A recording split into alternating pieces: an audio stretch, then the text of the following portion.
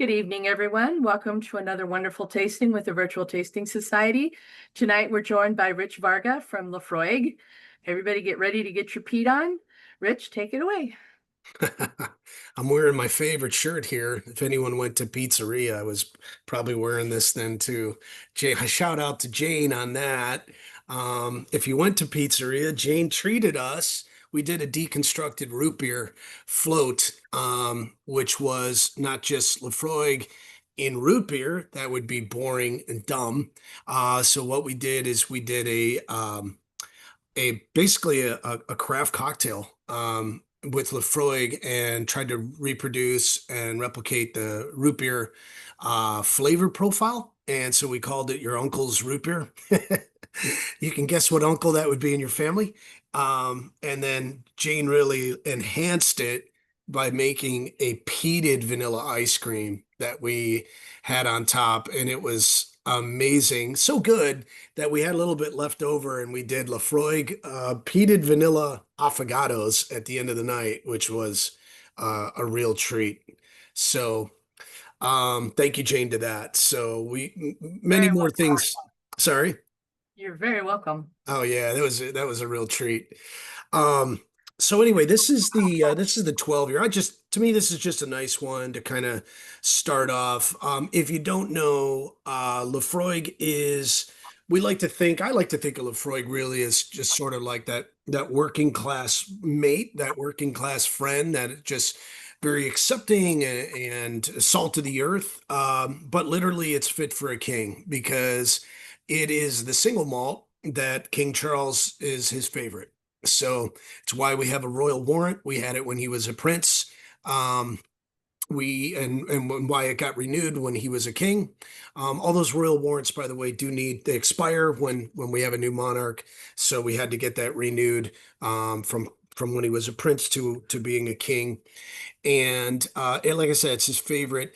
This is a 12 year. It's a single cask. It's an ex-bourbon cask. Um, Jane, I think you have the bottle still. Unfortunately, we only had the one. I don't know where we're at on ABV on that. It is 46%. Got it. I can go grab the bottle if you want it. No worries. Yeah, you had a better idea than I did. So yeah, 46%. All proceeds of this go to the King's Charity, and they'll do one every year. It's an interesting one, I think, because I think Laphroaig really is kind of at its most distillery honest and best, perhaps when it's younger, when it's at 8 to 10. And I won't say best, but I'll say probably the most peatiest and probably true to form to what you would get from the distillery. All that peat is obviously going to start diminishing and muting a bit as you go on, and especially with different finishes. But it's lovely in all different forms. But this, I think, has a nice kind of delicate part to it. Um, yeah, yeah, it does have a perfumey nose. It's like marginally floral with the peat behind it. It's really kind of I'm about to dab some on somewhere. And it's full Yeah, on band-aids. kind of has that short. I think it has a little bit of a short finish. I do get that really like sort of saline character to it, the maritime. It's got almost like a saltwater taffy to it. Um,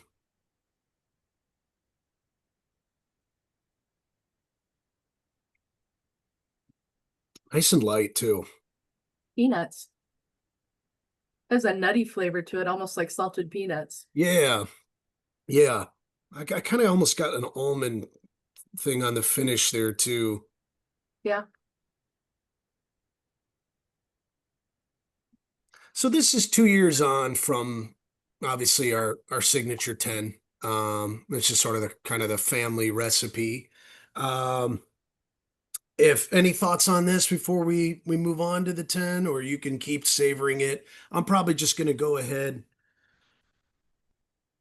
and savor a little bit of this and then move into the 10 year and probably just chat a bit on Laphroaig history and how we got here. Um, but feel free to throw in any comments. We have a lot of great things lined up with with both the Elements series, which is going to be 1, 2, and 3. It's scheduled to go 4, so we have all of them. And there's a treat tonight too because the third one isn't even in California yet. It's not even in the States yet. It'll probably hit California in I think probably the second week in October. So it's a nice treat to try that. And then we've got the last 3 releases of Cargus, so this is a real nice tasting. So, and we're going to start with the 10-year because the 10-year really is the one that sort of underpins all of these, the experimental nature of Elements, which I'll talk about later, and then some of the finishes. So with this tasting, we're going to see 10-year as a base. We're going to see everything, or not everything, but many things that we can change before we get to maturation within Elements. And then we're going to see many of the beautiful things that we can do after distillation with maturation in different types of woods and finishes and things like that. So it'll be a really unique way to experience the 10-year and then take it back to what happens at the distillery and then take it forward into what happens in the warehouses. I think it's going to be a treat.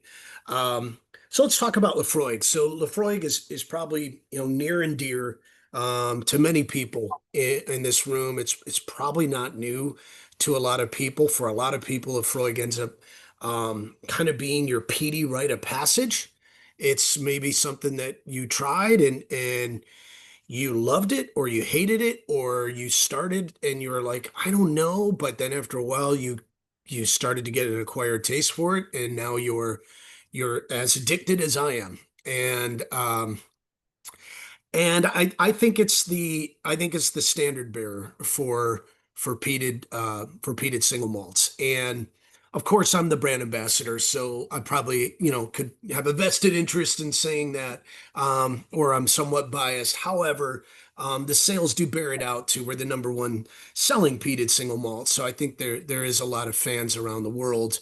And speaking of fans and friends, the whole Cargus release is for our friends of Laphroaig, which we're 750,000 plus strong right now around the world. So we do have many devoted fans around the world, and about almost 200,000 of those are here in the States. But Cargus is designed exactly for that. So Laphroaig is Gaelic. It means beautiful hollow by the broad bay, and it just refers to that area where it is on Islay. If you don't know Islay, Islay is an island off the western coast of Scotland. Islay means island. So we don't beat around the bush. We're simple folk. It's the island of Ireland.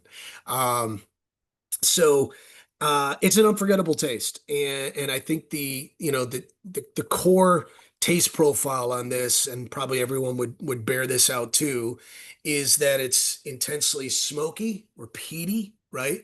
It's medicinal, that'll figure into a story later on, and it's coastal. And to me, it's Islay in a glass. If you've ever gone to Islay, it can be somewhat unforgiving. It's 35 miles away from Ireland. If you can see Ireland from Islay, it's not raining, but it will rain. If you can't see it, it already is raining. It is an area where it gets a lot of rain, gets a lot of moisture. Sometimes though, the winds really kick up, the storms kick up, planes won't fly, ships won't sail. And it really kind of takes like some hard grafters that lived in that area to really produce this whiskey. And I think that being Island of Glass, you could not make this anywhere else but where it's from, it's completely reflective of the region. Some people talk about whether or not there is terroir in whiskey. I think 100% there is. And I think Laphroaig is a perfect reason for that, perfect example. In fact, if you look at Malt Mill, which was essentially designed to sort of rival Laphroaig and duplicate Laphroaig, they copied the stills, they hired away the stillman, and they still couldn't duplicate it. And that's right next door. So if that didn't happen, then I think the chances of duplicating this Laphroaig taste anywhere else in the world is impossible. So, why is that? That's because there's a lot of peat-rich bogs. That peat also goes into our water. We have a nice soft water, soft mineral water source from the Kilbride stream.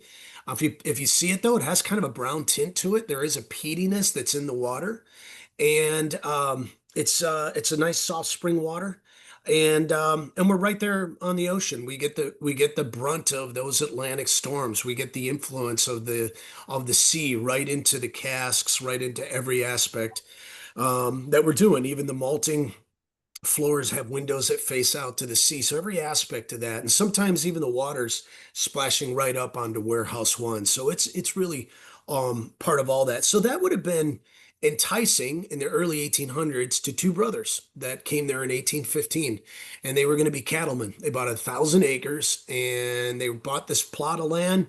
They were going to raise cattle. They did.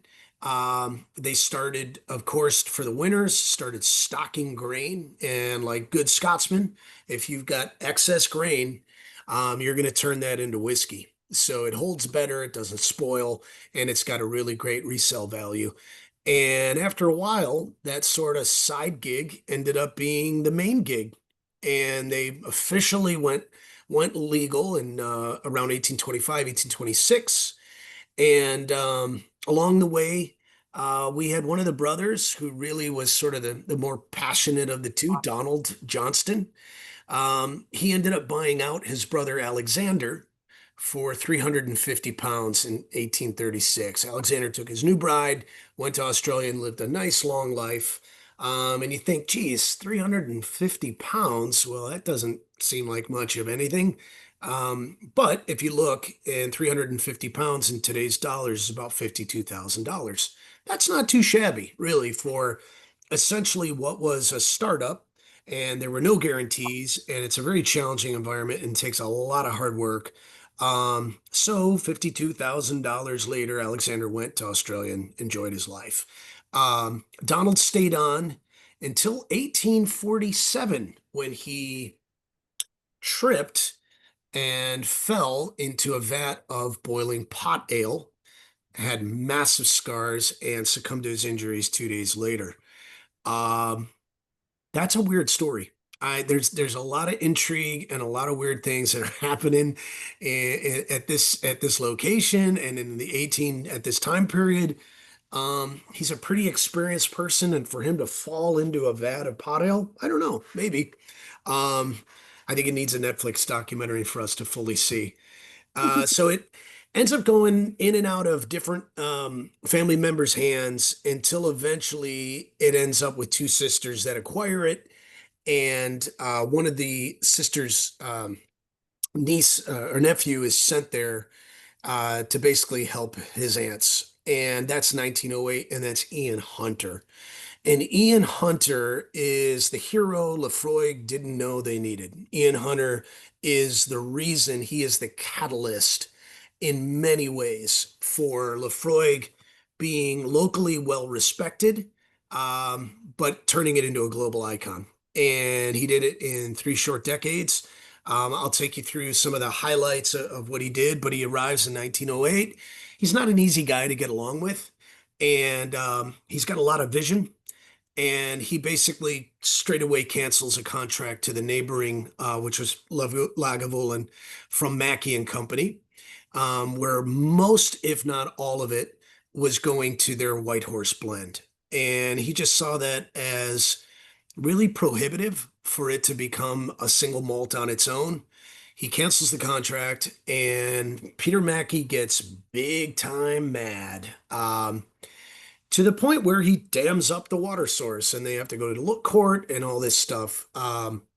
So with that in mind, he actually secures the water source too. And since we're talking about Cargis and Friends of Laphroaig, if you're a friend of Laphroaig, and I'd encourage everyone to be, because you get a free plot of land, that plot of land is around the water source. So it's beautifully symbolic. We've got our friends protecting the water source so this never happens again, because it is the lifeblood of a distillery, right? So after that, he expands the modern footprint. He expands the stills from 2 to 4. He establishes malting barns and increases those.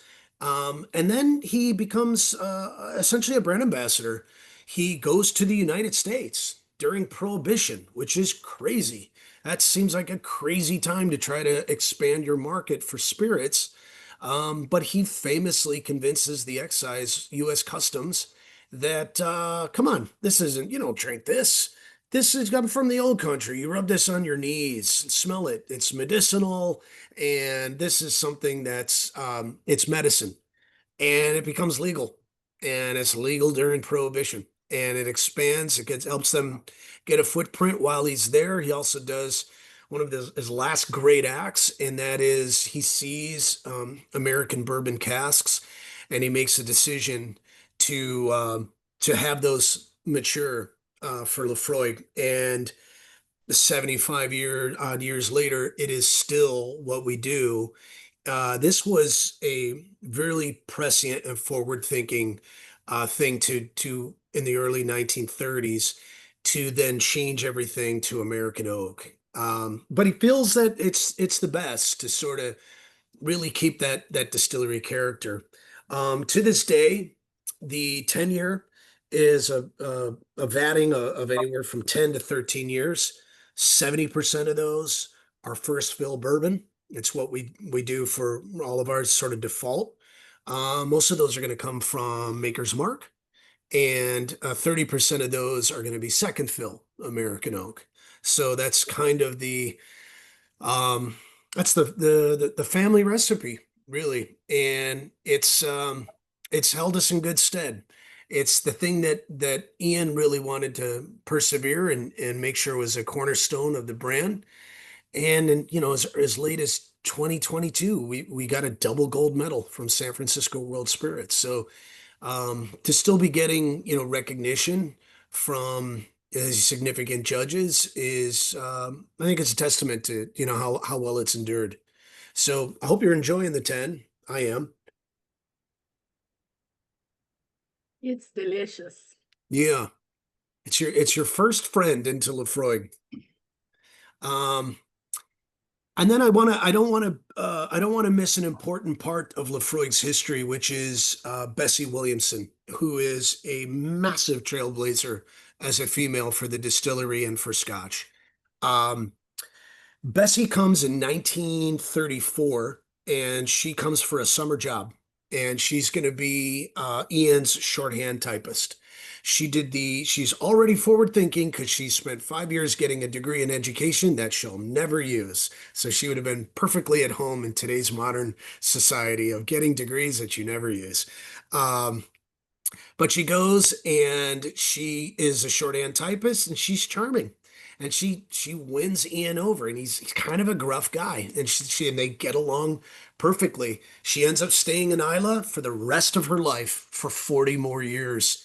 Um, she In 1938, Ian actually has a stroke, and he's confined to a wheelchair. He can't visit the U.S. any longer, can't travel to any other states or any other countries. And he entrusts Bessie to represent the distillery, and she does it admirably. She takes over management in 44. By 1950, she's Britain's Woman of the Year. By 1964, she's already representing the Scotch Whisky Association, and she's advocating for Laphroaig as a single malt here in the States. Women were not doing this in 1964. She is a massive trailblazer and a beautifully sweet woman. She got honored with a St. John's Award for her charitable parts. They said Laphroaig was one of those places that if you came with a hard luck story, you were going to leave with something. You could plead your case to Bessie and she'd find a job for you. So she ends up staying on until 1972. She sells all her shares. And then we switch a couple hands. 2005, Beam buys it. And then 2014, Suntory buys Beam. And that's where we're at right now. Now Suntory is in the midst of upgrading a couple things. We just put in a new boiler. We were on silent season about a month ago. So we have a new boiler in there. A couple updates are coming. We do have some fun news, by the way, that we're gonna reveal at the end. So stay tuned. Um, we're on a press embargo until next week. But we're gonna play a little video and give you guys some news of an update. So you'll be at the cutting edge of information, and you'll know it full week before the world does. So that's a nice thing. And Jane already knows, so shh. Thoughts on the tenure? Probably not anything new to anyone here, I'm sure. It's got an interesting sweetness to it that I think I don't always associate with peat, even though a lot of people would say that peat is kind of sweet. I think that's a great note. I always pick up vanilla when I drink tenure. It's kind of a dense vanilla. It's coming from those casks. Also, too, there's some fruitiness. There's some baked apples, green apples, depending on whether or not you're adding water or not. There's a little bit of citrus, some lemon. All those things are in there. It's interestingly enough, the line arms on this ascend. So believe it or not, I mean, while it's heavily peated, at 40 to 45 ppm, um, it's a light-bodied spirit.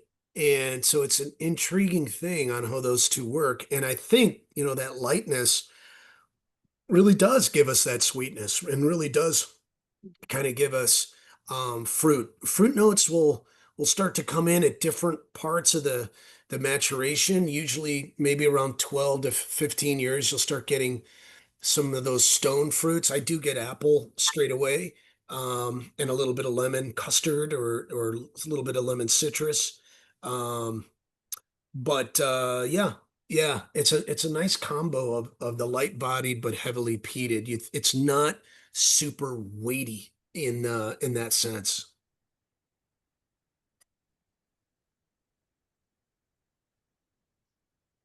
It's a little bit like hapia, the Hawaiian coconut pudding. It's Ah, got that weird sort of coconut vanilla. yeah, I'm gonna No, actually throw that in the chat. I like that tasting note. I had a friend visit from Hawaii and introduced me to that stuff, and it is just freaking addicting. We may need to make that as another like food pairing when we do the I'll have to try it first. yeah. Sometimes your things that remind you don't always sync up perfectly for pairings, and some things you wouldn't think um would pair at all are fantastic. But yeah. Um all right. So do we have a good base to experiment Question from here, as we quick go? question, Rich. Based on the color, do you think this is natural or is it sherry casks or otherwise? The 10 year is all bourbon. There Mm. is a 10-year sherry, but the 10-year is all bourbon, and most of the Laphroaigs will all be bourbon, and then they'll start to make adjustments afterward in finishes or whatnot.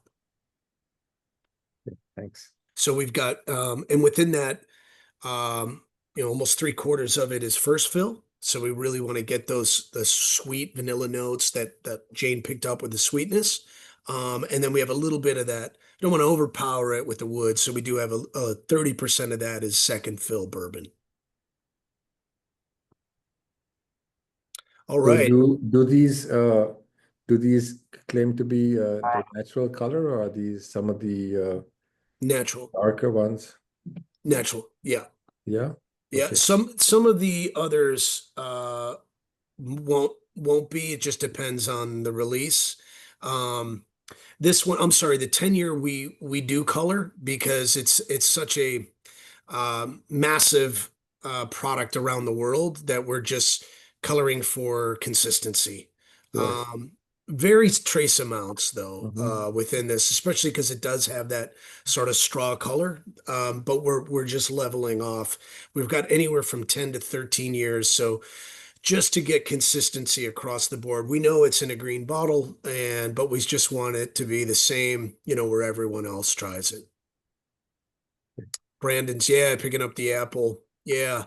It's interesting too because when you get the apple and then you get that vanilla from the cask, that's apple pie a la mode. Like who doesn't like that, right? It's apple pie a la mode by a campfire or beach bonfire rather. There is a difference in the peat. Speaking of that, in the campfire.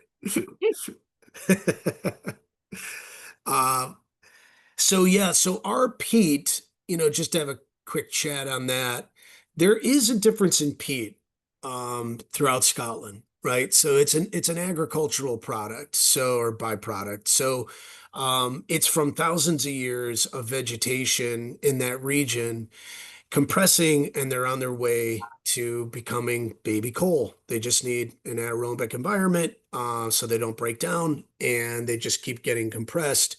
So on Isla, parts of that was underwater. So you've got a kind of a maritime influence there already. You've got seaweed, lichen, all these things are part of it, moss. When you get to mainland Scotland, it's a little different. It's uh, whatever trees were remaining, and there's not a lot of forests in Scotland for many different reasons, but it's a bit more woody. And when you go up north, even to Orkney, then you're gonna it's not the same as Isla because there's a little more of a floral element there. You've got some heather that's involved in it. So it's a little bit more floral as you come down into mainland Scotland, a little bit more of that ashy woody.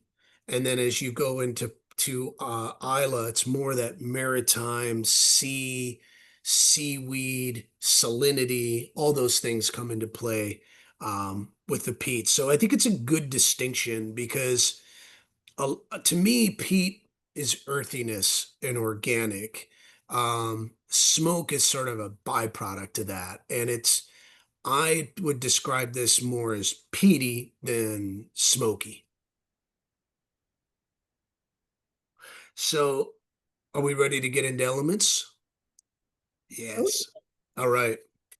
Um, okay, the whole idea. So I want to showcase here. I just love the packaging on this. I don't know if you can see it, but also it's very thoughtful in the way it's these are the way it's been designed is these are almost like taken off of blueprints that Ian had when he was expanding the distillery on the distillery grounds. The whole idea behind elements um, is that everyone always talks about maturation, right? Everyone talks about a sherry finish, or they talk about maybe a port or a sherry that was in that wood before, or the European oak, or any of these things that happen after distillation, after it's left the distillery itself. So, what we're looking to do is look at everything. We want to start at the start, not the finish. No pun intended on the little play on words there. Um, but we want to start experimenting with mash tons, fermentation times, clear versus cloudy worts, all those different things to see what can we do to have fun with this, to change things at the source. And I think it's amazing for a couple reasons because most most big brands are not looking for ways where you can make one-off releases and start experimenting with their core brands. Most big brands are just happy to keep selling what they have, and for us to sort of slow things down, give the folks at the distillery a chance to have fun and experiment and come up with things that are new is great. And I think it's part of the Suntory leadership and ownership. Yata Minahare, right? So it's just go for it is essentially what it loosely translates as. And it's just like just have fun. Try some of these things These are going to be one-off releases. Some are going to be distillery favorites or fan favorites. Some might, and that's fine if they're not. We're just trying different things. So we're going to go through all of these and see what we like and what changes. So on this first one, but again, these are, well, I like to think of it as what are the fundamental or elemental things that we can change to give and sort of massage the flavor profile on this. We already have the 10 as a base, and it's probably pretty familiar to you anyway. So now we're going to do this and see what we have changing this up. So with this, number one, we are starting with 100% Isla malt. There's a couple, smaller distilleries that can farm Isla. It's really challenging. There's the storms make it tough. We get 40 to 50,000 geese that come every year and are happy to eat whatever you plant. So that's tough. A lot of times the reason we have peat is because the land gets really waterlogged. It's really tough to get a tractor on that and to farm this. So it's kind of a treat really to have Isla malt. Now we do malt about 20 to 25% of our needs, which is fantastic. And again, honors Ian Hunter's commitment to that. And that's really what allows us, I think, to have those really beautiful flavors that we can control that don't come from an industrial malter. Give us a little bit more complex flavors, also give us a little bit more ppm in that grain. But number one, 100% Isla malt, so that's a treat. Number two, we usually go ahead and pull a semi-clear or semi-cloudy. This is kind of, people interchange those two, wort. With this, we're going and we're going to bring in a cloudy wort as well. So with that in mind, if you don't know the difference in flavor between a clear and a cloudy wort, and these come from different ways that you would mash, and we'll talk a little bit about the mash tuns too. If you're using like a rake and plow and there's a lot of aggravation of the grain bed, you're going to have a lot of those suspended grains in the liquid, and that's going to carry through. When you have that, it would make sense, right? If you're going to carry that through, that you're going to get a lot of cereal notes. So you're going to get a lot of the sort of malty, biscuity notes. As opposed to a clear wort, which is going to give you a little bit more of a fruity distillate, which is what you'll see in some other distilleries. They'll try to do that with maybe a semi-lauter or a full lauter ton. They're not going to aggravate it as much, a couple short turns, and they're going to try to filter it out from the grain bed and get more of a clear wort. So we're mixing the two here. So what can we expect potentially from that? Mouthfeel will be affected. So you're going to get a little bit more lipids, a little bit more fat, and that fat's flavor. It's going to give us a nice mouthfeel coating the tongue. But of course, more cloudiness, more cereal, more malty, maybe a little bit more of that boost. How will that work with the peat? It'll be interesting. And we're using two different size mash tuns. So we're using an 8.5 ton, which is the way we used to do it, and we're using a 5.5 ton. So the marketing will tell you, that's a mix of old and new, and it is. But it's a little bit more than that, because when you have the reason we went away from a larger mash tun is it's harder to keep uniform temperatures. Because of that, you may not get conversion of starch uniformly, may leave some of that in. And so it's not as efficient as having two smaller ones, which ultimately give us more. 5.5 will give us 11 because we have two.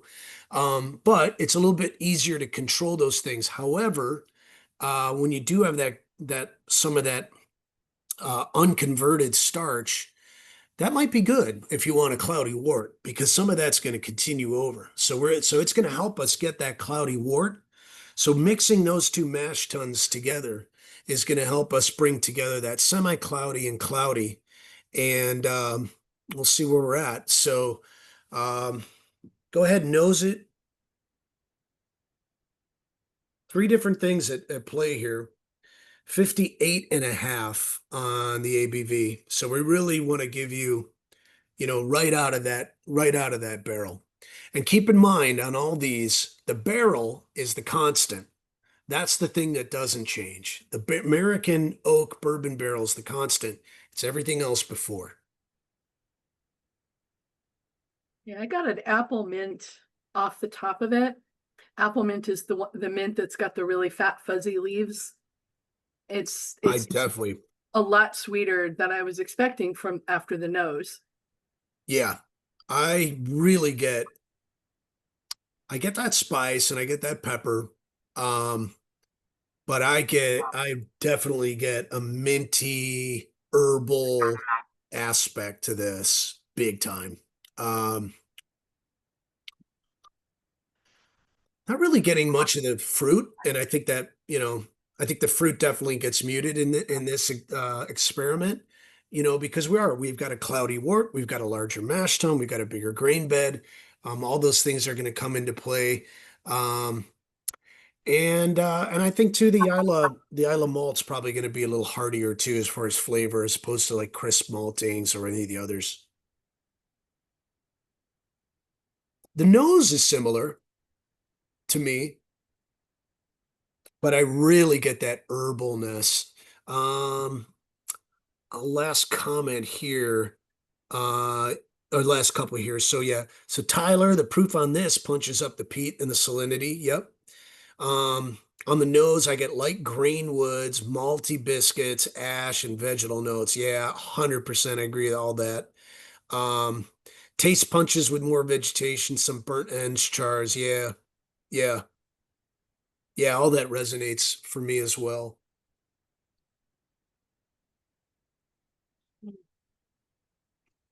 I guess if I got any fruit, it might be like maybe like a charred pineapple. There's a little bit of like a sweetness that comes at the very end. Um, But straight off the bat, I really got that sort of herbal, earthy, rooty menthol. And this is just me. None of this is right or wrong. All of us have different palates.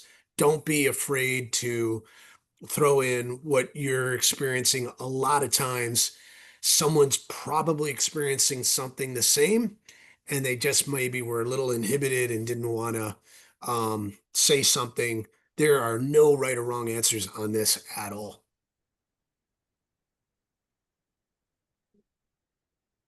Fun one though.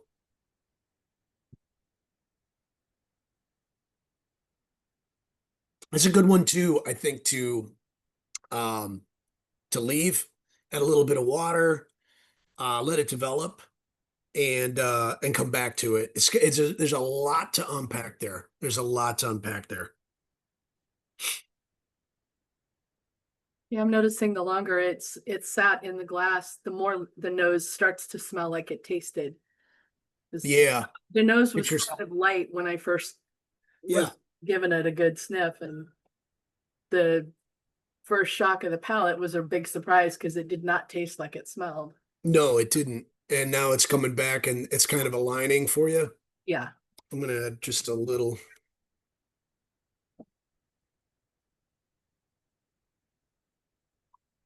I like it though. I love I really like the density of it.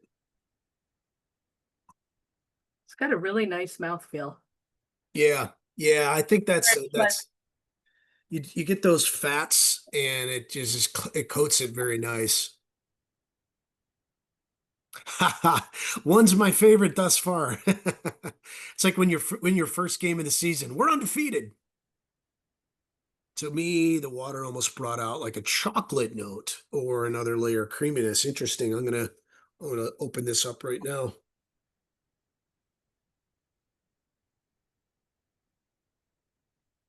I got some nice soft sweet notes on the nose after I added that water. Mm.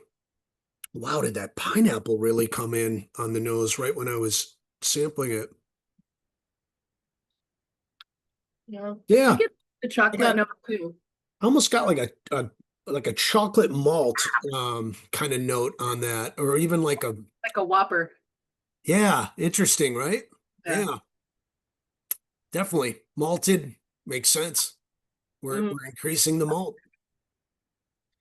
We're not crazy. Like the experiment kind of worked. We're actually we're resonating with it and tasting some of these things. Um, this is a nice one to save. And if this wasn't your favorite, then then we're gonna go kind of the polar opposite on the next one with our experimentation. So I think it's a good chance to see what you think. Hmm.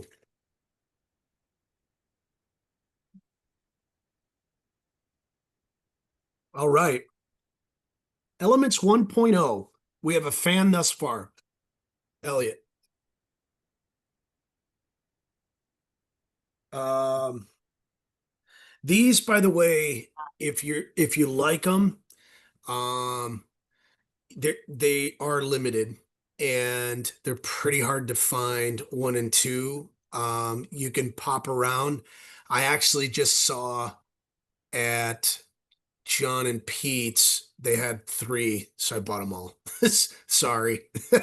But you can kind of pop around and still find them. But keep in mind, if you like it, um, I think these are great to have because who knows when they're going to experiment again like this. And they are batch releases. They're not going to be duplicated. They'll probably just do this fourth one, and that will probably be the final. So this next one is really the hard one to find, which is Elements 2.0. So Elements 2.0 um, really got all the people excited because it was the 2024 Whiskey Advocate Malt or Whiskey of the Year. And it was 25 different whiskeys, all different styles. All the judges sampled them blind, and this was the one that overwhelmingly they loved. And they made their whiskey of the year. So because of that, also it won a gold medal from Whiskey Wash Awards because of those two things happening back to back. This one kind of got bought up quickly. I don't know, people are just kind of sitting on them or they drank them all or whatnot, but 2.0 is a little harder. If you see this one, definitely grab it. Definitely grab it. Total Wine Brea has a few of the one. Is that Tyler? Is that the 1.0 or 2.0 that's available at Total Wine Brea? It looks like the 1.0. Good Okay, clarifier. gotcha.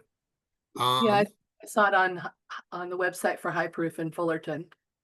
yeah, and that's, I think 2 years out right now. So if you can get it, I think that's great to try and grab one.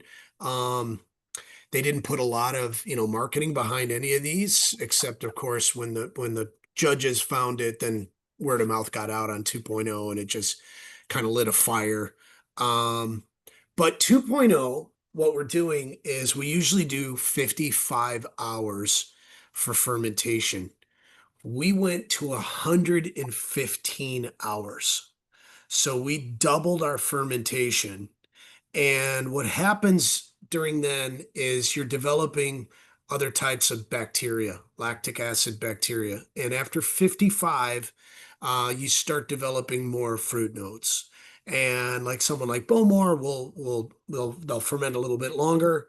We're at 55. It's not really kind of our flavor profile to begin with, although we do obviously taste, lemon or apple or pear or any of those things or um, but what we did, and this is, I think, why people loved it so much, is now you're getting a really earthy peat thing that sort of grounds it down, but you've got this beautiful fruit notes that come from 115 hours, almost 5 days fermentation. And that's kind of a risk too, because when you have it like that, you run the risk also of attracting wild yeast that are in the air, so you can get funky or off notes that can contaminate it. Bacteria can go south, so it's a risk. to do this, but um, it obviously paid off because this one really got celebrated.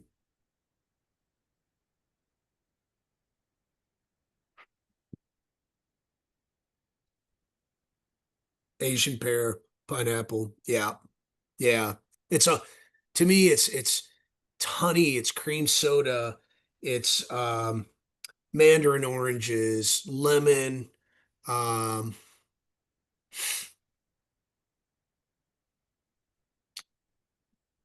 I get some baked peach. It's so good. You got a little bit of the vanilla from the cask for sure. Yeah.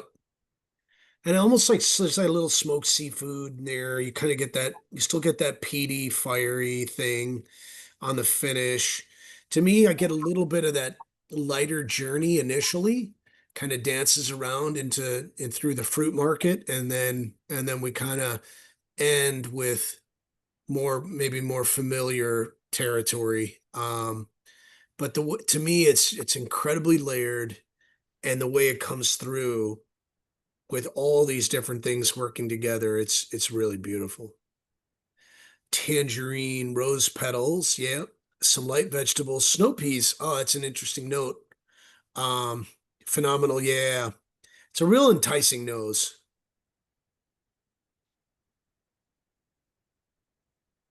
Rose petals is a nice note.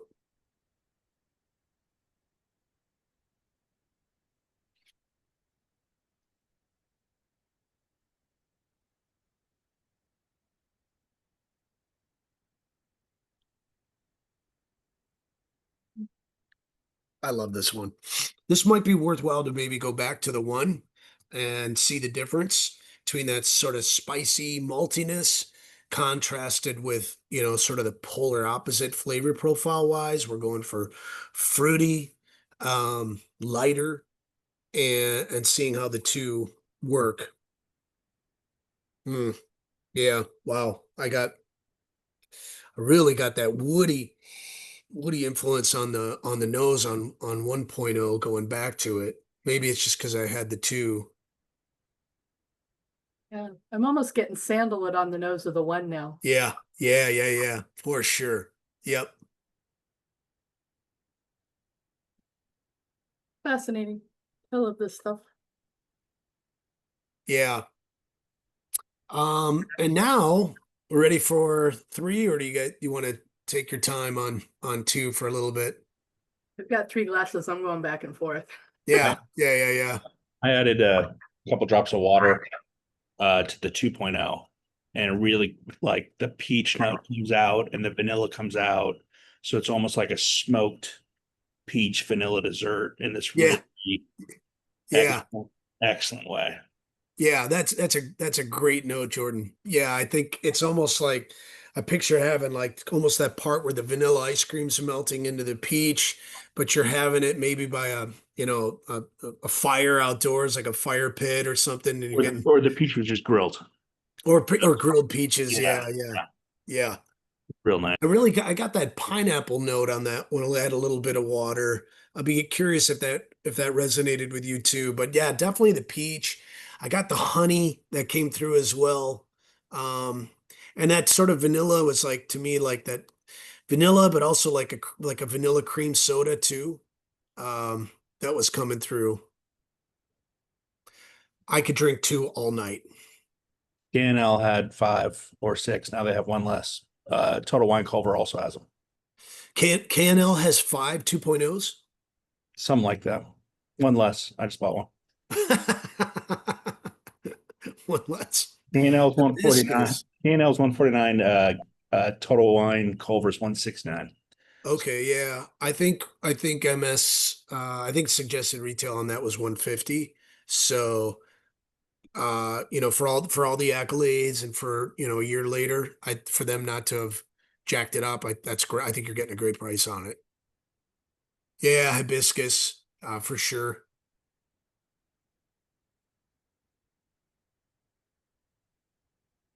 All right. I'm loving these elements, and hopefully you are too.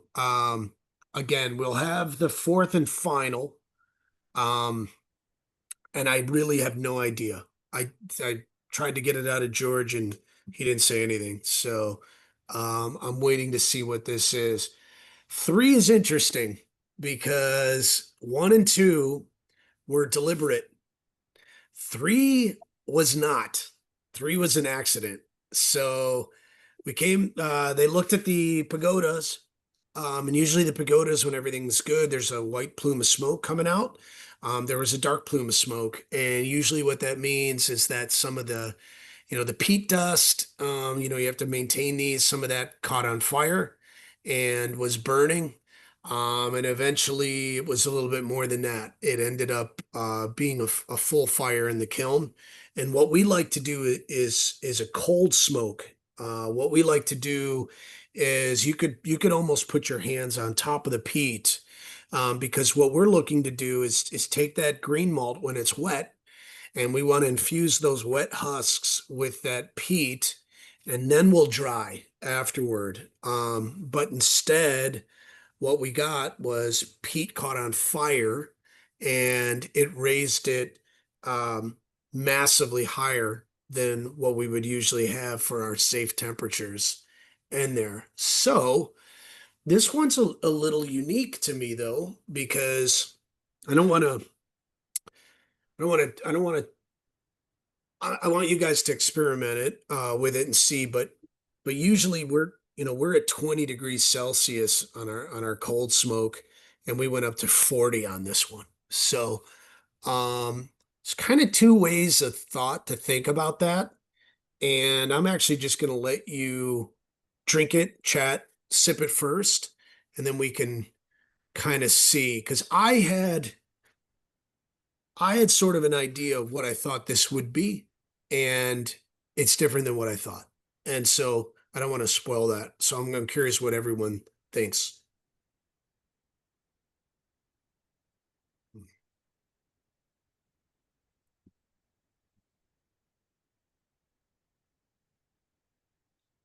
Are you familiar with long pepper? Lawn pepper? Long pepper. It's usually it's about 1 to 2 inches long. It's an older pepper, very similar to black pepper, but it's got a slightly richer flavor. It's used a lot in medieval recipes and like Indian, Near East sort of recipes. Interesting. Got a note of that on it, as well as mace. Hmm. And there's something else, I haven't quite found it yet, but there's something else and I'm like, it's the most fascinating flavor. And this is actually delicious. I like this one a lot. Yeah, this one. Um, any other notes? See, chalk orange is white pepper, peppery. Yeah. So when I read about this and heard about this, um, I thought this was going to be like a super dark roast coffee. I thought this was going to be burnt caramel, um, toffee, espresso. I thought it was going to be like a super dark roast coffee with those sort of notes coming through. A little pepperiness, but darker, dark roast. Maybe some chocolates coming through, dark chocolate notes. And I don't know if it's just my palate, but I actually kind of get a unique sweetness. I get almost like a malolactic effect on this, and it's almost like, yeah, it's that torch on a creme brulee, but I get a fair amount of the creme too. It's sweet for me, and I don't know why that would be, because I would have thought this would have been a really peppery, dark roast, dark, but I get vanilla custards, and I get sweetness, and I get dark blackberries, and I also get those other sort of like plum notes and fruits. Cherimoya. Cherimoya. That's Yeah. what it's a little bit of charcoal with the long pepper and the mace, but the cherimoya is what I was getting underneath it.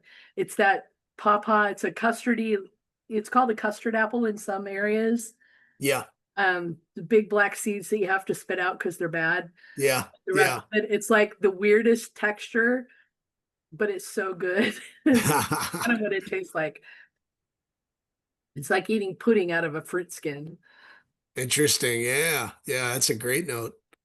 I like when we get really like descriptive on that. And it's like combining, because it's definitely many times it's two or three things working in conjunction, right? It's never like one thing in a linear way that it's just like, it's not just peach, it's a burnt peach. It's not, it's not just fruit or custard or anything. It's custard out of like maybe a little bit of a fruit skin and maybe a little bit of pith gets in there or whatever, but there's all those elements that kind of work together. But for me, I just was a little surprised, and I don't know if that resonated with anyone else. It could just be me, but I got a lot of sweetness on that I did not think I was going to get at all, just from the description of having the kiln go that high. That is double the temperatures of what we usually do. It's interesting you said the sweetness because my initial reaction was you take two, add cracked black pepper, and then make like a lollipop out of it. Like Yeah, candy a little bit, but in a good way, not in like a, it's too sugary, but like yeah, you take that flavor and candy it. And it yeah. smells That's like, it kind of reminds me like as a kid, you know, I would get those like tequila lollipops to eat the cricket, as like a dare. And it kind of, as I'm older, it kind of reminds me of that, where you get yeah, that essence of it. It's not overly sweet, but yeah, just a little bit of a candy note in a great way. yeah, yeah. Yeah, that's a great note. That's a really great note. What I love about this too.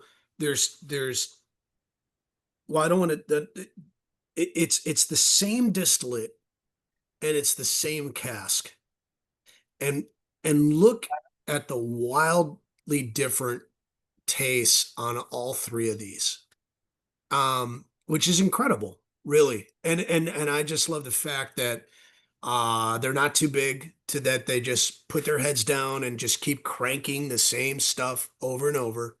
Um, they're they've got the freedom to experiment, and it keeps the boys engaged at the distillery. It keeps us interested when we sample these, and it's just really fun to get into those. Oh, interesting. So one developed a little bit more sweetness on the nose, huh? It's more pastry Okay. sweetness. It's like shortbread. So it's the grain with a little bit of the sweetness to it, because shortbread isn't particularly sweet, You're right. Yeah. Yeah. but it kind of has that to it. I was surprised at how much. I mean, I realize it's been sitting open longer than the others, but boy, that's changed a lot. Yeah. One definitely changes quite a bit. I think two, you sort of um you get the influence of two pretty immediately. You're like, it's mid palate, it's on the nose, it's on the finish, all the fruitiness is present. One has a few things going on, right? You've got, which is interesting for an experiment because you've got like three things that you're experimenting with, and usually you kind of want to have one thing and have a control, but one I think has a lot of depth to it because you're dealing with Isla grain, you're dealing with the mash tun sizes and the differences in wort. Um, there's a lot of complexity going on in that one. That's why I think it's a good one to keep, add a little bit of water, go back and see how it opens up. Two, I get kind of straight away. And three, as I said, surprised me. Three, I think, is another one that you could let sit for a little bit and see how that opens up and develops. Three is got a lot to it. And I think once it settles down, that fieriness settles down and kind of mellows out, you get some different notes off three as well. Cloudberry, I don't know that. Cloudberry is, I had to look it up because I couldn't remember what the combo is. Um, It's really unique. It's kind of a mix of raspberry, apricot, mango, and passion fruit. Oh, wow. If you've ever had golden raspberries, it's kind of similar. Yeah. It's a little more tart. Okay. Okay. So it's Yeah, just, that's a great note too. I had those in Norway, so I'm like, oh, it's been a hot minute since I had it, so I had to look up what the mix of fruit notes was, but Yeah. that's what it reminds me of. It's really interesting. I was gonna say Well, my mom's Swedish, so every Christmas we do Swedish Christmas with lingonberry and cloudberry jam. I definitely have the Oh, cloudberry jam for sure. yeah. it's a little more tart than Jordan, Cloud. Yeah, cloudberry, exactly what Jane's saying. It's like that how raspberry is sweet and tart at the same time. It's got Yeah. that quality, but has even more sweetness. It's nice. Yeah. Yeah, it's a great reference. I think it's always great when we can sort of reference other cultures because these are just a vast array of different flavors that we're not used to, and it just expands our palate so much more when you talk about like East Indian spices or other berry jams from Scandinavia or whatnot. And so, yeah, this is great to start to do that. Um, Want to take a break, eat a cracker, have some water before we get into Cargis, and I can tell you a little bit about Cargis too when we get in. Any final thoughts on elements before we move on? Save some, enjoy it, especially 1 and 3. I think they're going to develop nicely along the way. Um, all right, let's get into our first Cargis. So, does everyone know what Cargis is? No. Okay. So in 1994, we had the Friends of Laphroaig, and then about a decade later, we started catering more to the friends. And so every year we'll release a new bottling, and it's a finite number that's released. If you're a friend of Laphroaig, you'll get an email and they'll let you know when they're available. You can order them before they're available. Cargis means friendship in Gaelic. And so every year, the distillery manager, and they love it, they have fun with it. The distillery manager will go ahead and make a new release that they'll have. And oftentimes they'll release them during Fesh, during the Isla Festival, and then they'll be released broadly out. Not available in every market, too. So if you get a chance or if you find one that you love, so this is white port and Madeira, and there's a fun little Easter egg with Cargis, and that is so. This is, I don't know if you can read it, probably not, but it's 52.3. So when we do the ABV on Cargis, the Easter egg is the last two numbers are the year it was released. So 52.3 means this was released in 2023. Now, that won't be the case when we get to lore because lore is cask strength. So whatever it is, it's whatever it is out of the cask. But when it is another year, another release that's not cask strength, it's ABV, just a fun little thing. If you know, you know, 52.3. So if you ever forget, you can look at the last two and see the year it was released. This is white port and Madeira. I'm going to go ahead and pour some of this.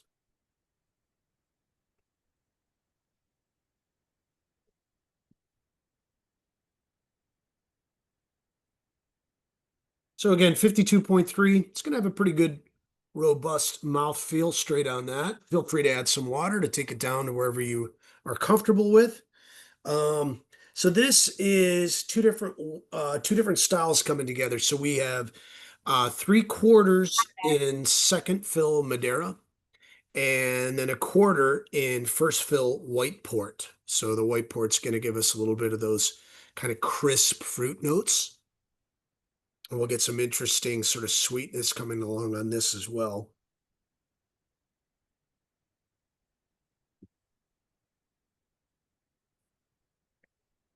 Yeah, I get that. I get that. I get that definitely change um on that, especially coming off of elements. This is really interesting because now we're on the polar opposite of things here. We're talking about how things change with finishes, how things change with wood, how things change with different wines, ports, sherries, and whatnot in there. And I do get sort of that port influence in this one.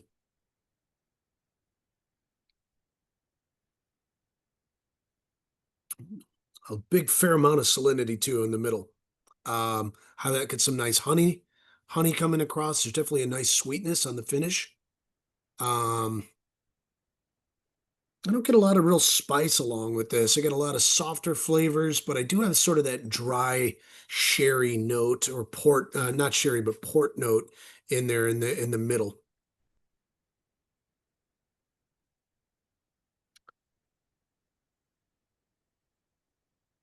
Yeah. Yeah, Brandon, for sure.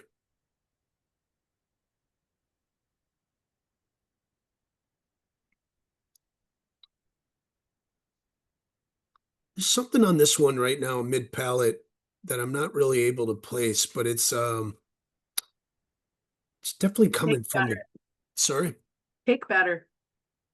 For me, it's not sweet though. It's a little kind of crisp and again, it's just me trying to sort it out. I haven't had this white port in a while.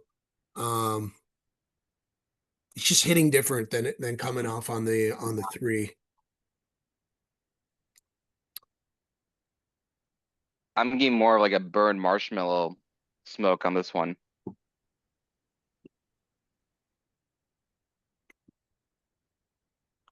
Yeah. I get past it. It's just so that honey, but there's a part there that's like you're getting berries, vanilla, pudding, butterscotch. Yeah. How about some other folks that have been quiet? Who else is in there that hasn't said anything yet? A little dried apricot, yeah.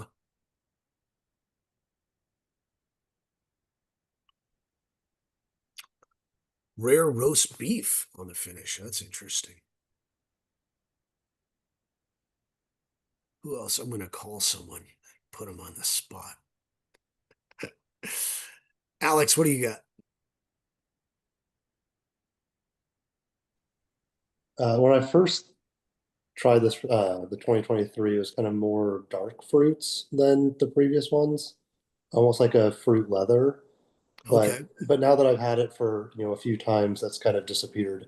okay, So interesting. maybe it was just coming off of the Elements 3 that kind of popped out a little bit more for me, but Yeah, yeah, I think that is, I mean, it's so great when we can do a vertical, but you're right. I definitely got affected coming off of Elements 3 directly into this as well. And I'm still trying to place what I was getting. And again, it's that white port, but I'm not really able to define it right now. John, do you have any notes on this one?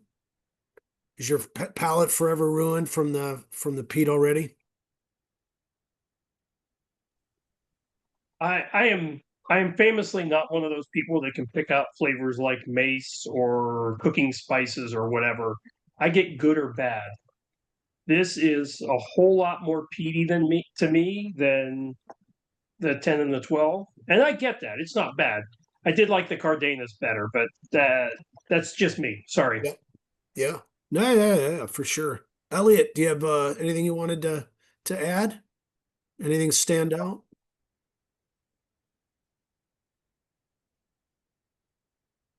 Oh, I think you're on mute. Sorry about that. I do it all No, the time. no, I retired 2 years ago, so all my Zoom meetings, I'm so out of practice now that I was good at that before, but now it's like everything's I'm out the window. jealous. Yeah, don't. It's wonderful, but don't be jealous. You'll get there. But no, I think that I do taste like a little bit. Someone said like burnt marshmallow. Okay. And I did have a couple crackers on, took a little break, so I'm like kind of refreshing my palate a little bit.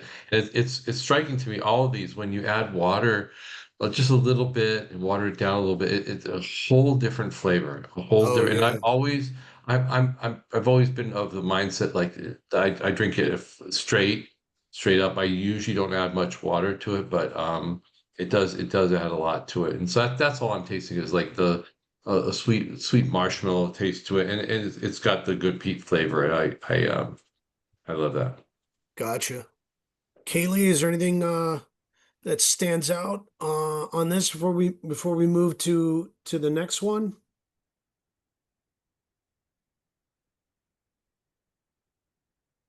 Don't be shy. Unmute yourself and talk. It's okay.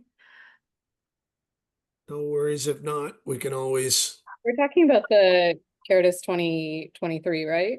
Yep. Yeah. The White Port and Madeira. This one has been challenging me on a description tonight because a lot of times you can read the tasting notes on something, but it just doesn't resonate with where you're at with your palate. I'm just curious where others were. Yeah, I got a lot of like, for me, I just kept saying like bananas Foster without like the strong bananas note, but that strong caramelized note, Okay. like that, Interesting. Yeah. I kept getting that. But I really liked that. Okay. Very nice. All right. Well, let's get into our next one here. So this one I really love this one. So we called this cask favorites, and what I love about the Friends of Laphroaig too, and the whole Cargis series, is sometimes they will give the Friends of Laphroaig a chance to weigh in and see what they like. Sometimes they'll even give them a chance to name them. So this is Cask Favorites is a blending of two past years. So it's a 2024 again. If you look at the ABV on that, it's going to end with 2.4. Um, again, the little Easter egg. But this was a favorite of 2019. So 2019, we did a triple wood. So that started off as a first fill bourbon, which is what all the Laphroaigs are going to usually start off with, and then went to a quarter cask. And so a quarter cask is going to really kind of deepen those already present flavors in the bourbon casks because it's just a smaller cask, so there's smaller ratio of spirit to wood, so it deepens those flavors. And then we're adding an Oloroso, so really nice. Those three in a triple wood. That was from 2019. And then we added 2021's PX or Pedro Jimenez cask. So a PX cask is always going to be really rich and sweet and lovely because it's the sweetest of all the sherries. So when you infuse that in, you're going to get a really, really great, rich Laphroaig. This one is, yeah, jammy is for sure. That is capital J on that one for sure. Fruit brandy, great note as well. All those things are coming together.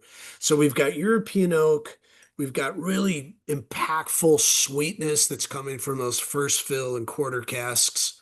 And then we've got the Oloroso that's going to give us a little bit of nuttiness. And all of that is just going to get wrapped up in a beautiful Pedro Jimenez PX cask. That PX was, I believe, for a while only in duty free, and of course it was the 21 Cargis. But these things coming together are great. Strawberry Snickers getting spread on whole wheat bread. I was gonna say, is there strawberry Snickers? Because I never had one. I'm missing out. But strawberry Smuckers sounds right. Yeah. Jammy though, for sure. This is a great one too that I think um, you can go ahead and add a little bit of water, let this sit, revisit this, really let these things open up. That European oak, that rich sherry that comes through. PX is fantastic to with Laphroaig.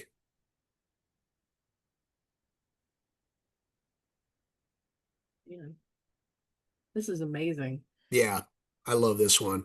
I loved PX And when you get the addition of the birthday cake and the coconut and the vanilla that you get from, the bourbon casks, then I think it's just this is a great one to unpack, a great one to let sit, let savor, enjoy that.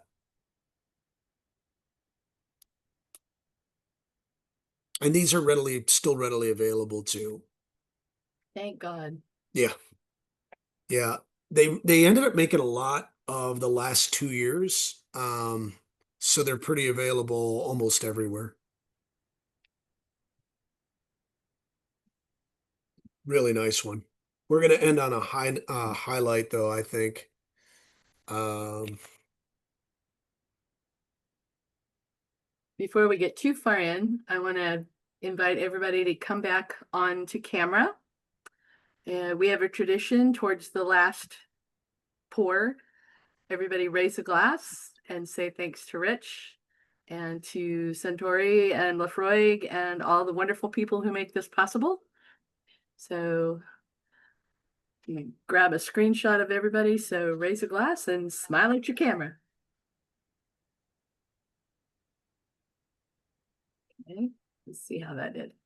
here we go. Thanks, Rich. Yeah, this has been a treat.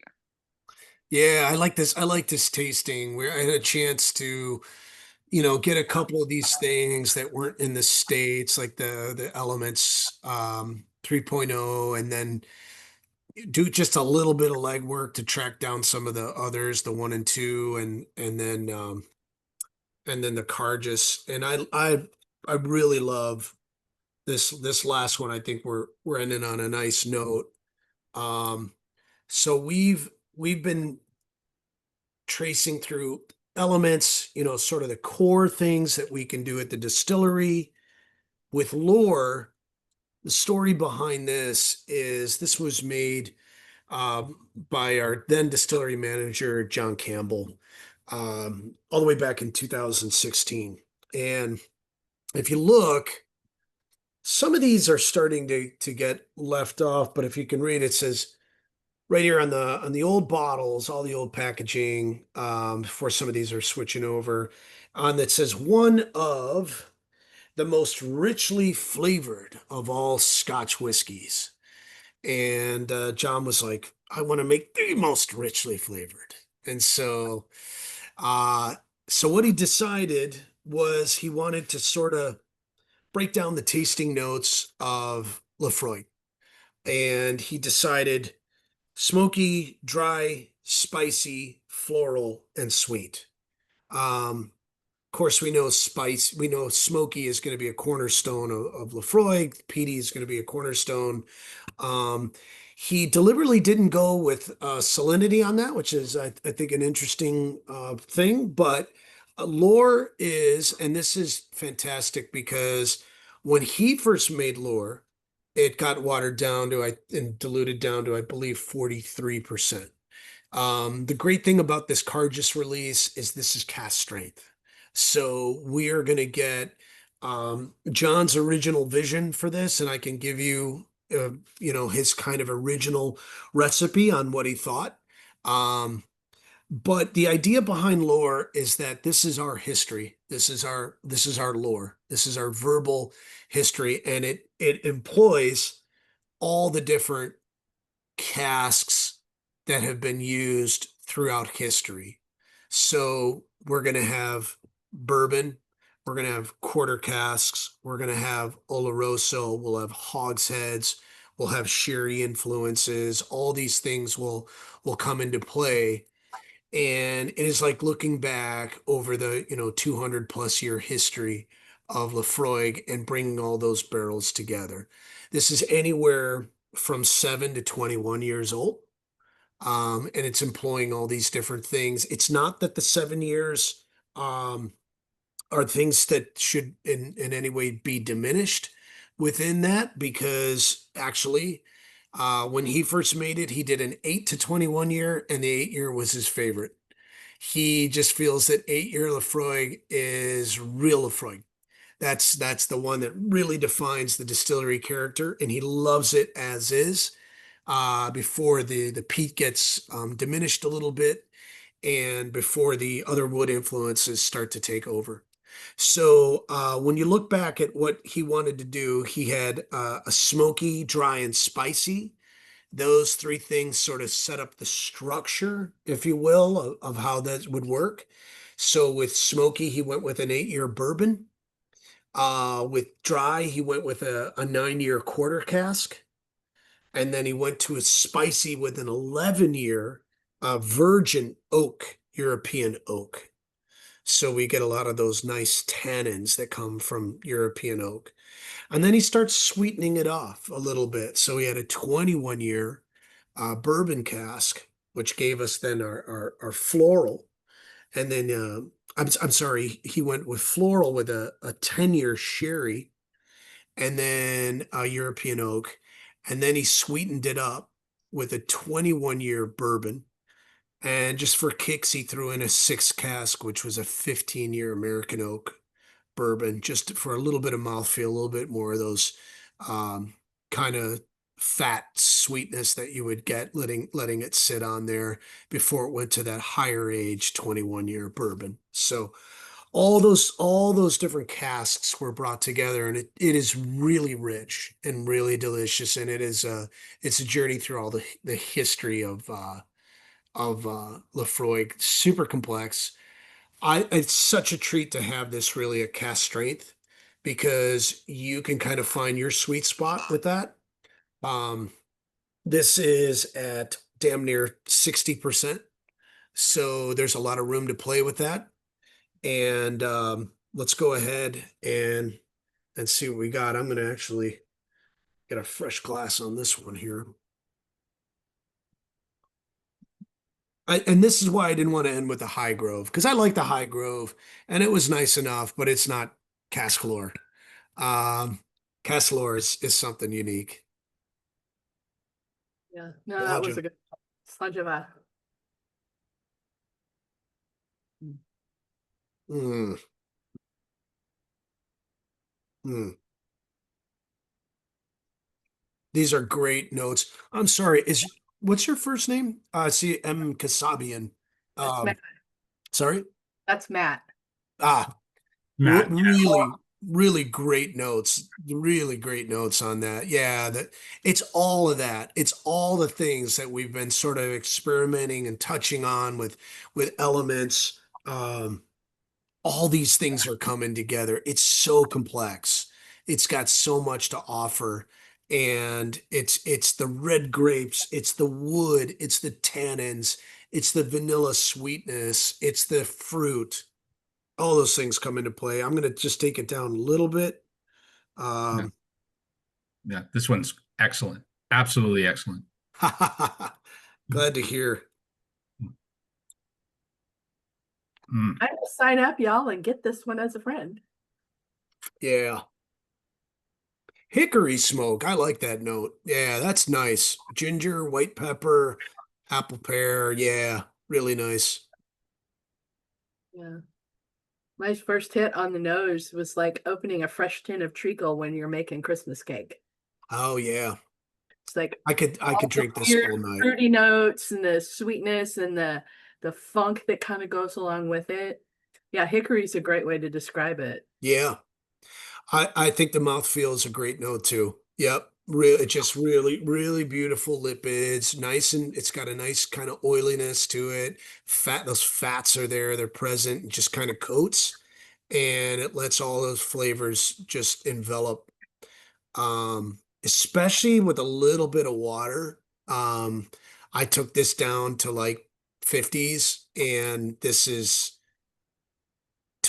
a little bit okay. Yeah, we got a pull. It's a little unfair to do it right now because everybody's I know. jonesing over the 2024, 25, whatever. But yeah, What's choice one, choice two? What does that mean? you have a choice one. It should say 10-year, 1.0, 2.0, 3.0, White Port Madeira, cast favorites, and lower cast strength. And then there's a number 2 question which says Oh, untitled. Oh, maybe that's just that. Maybe that's something I yeah, think I'm no, I forgot to take that part out. Okay, gotcha. Oh, Are we gonna vote? Am I allowed to vote? you're allowed to vote. You may pick your favorite child. There we go. Yeah, I'll never reveal it though. Yeah. It's anonymous. I can tell you totals. I don't Alrighty. get to vote, which is sad, but All right. Yeah, I definitely wanted to end on this one because I think this, when you take into account the history that I kind of, glossed over at the start, when you take into account the tenure that's been the cornerstone of the distillery, expanding on that tenure through elements, then taking it in the other direction and employing all the different finishes and woods and all those other things that are at play. I think just lore is in a glass, the distillery's journey and our history. Oh yeah, for sure. I would love a wood smoked steak right now. Even with like a little bit of rosemary on it, I think that would really like pick it out. My Tyler, -1 again. yeah. Now that Drizzly's gone, we can't have the bottle show up before the tasting at Jordan's house. Yep. I think it's a great price too on at High Proof has it at, Yeah. especially for something that's, up to 21 years old. I don't really notice it as much in lore, but I'm starting to pick up some pineapple. When you start getting 18, 19, 20, 21 years, that is when you usually start getting some tropical fruit notes out of the distillate for Laphroaig.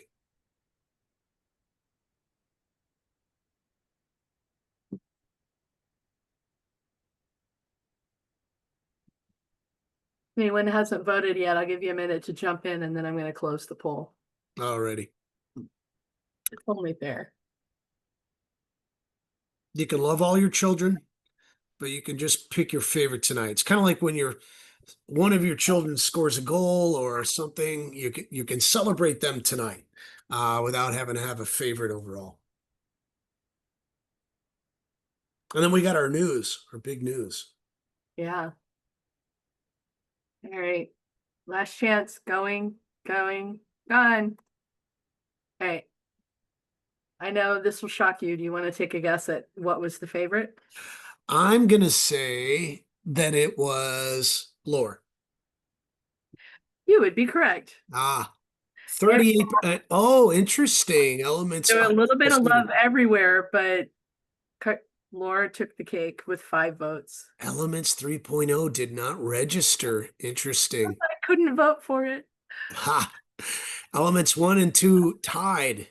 That's Yeah. interesting too. Yeah. Yeah. It's interesting too on the Carges because each one of those, you're increasing the flavor, increasing the kind of that chamois notes, those sherry notes. We did have a vote on the High Grove. That's interesting. High Grove was someone's favorite tonight. I think I know who that is. I'm not going to I call like him. the High Grove. It's hard to go back after 8 and try and remember, but I figure I've got plenty that I can go back and Yeah, I'm calling John out on the High Grove. I knew it. It's a nice sipper. But not as challenging, I think, as some of the others. yeah. Did you guys enjoy that? I hope you enjoyed the journey on that. I like it. It's I think we're fortunate enough to be able to have these and be able to trace before and after everything that happens at the distillery. So hopefully you enjoyed it. We do have some fun news that I want to share. And Jane has a video that we'll share with everyone on the news. Yeah. Give me 1 second while I save the photo. There we go. Okay. It's all right. I'm enjoying this lore. Yeah. Okay. So This is in Varga, so I'm gonna pause the recording. Okay. So just so you guys know what's going on. Oh, technical troubles. I hate that. I hate when those glitches happen. So yeah, Thank you so much. This has just been absolutely fantastic.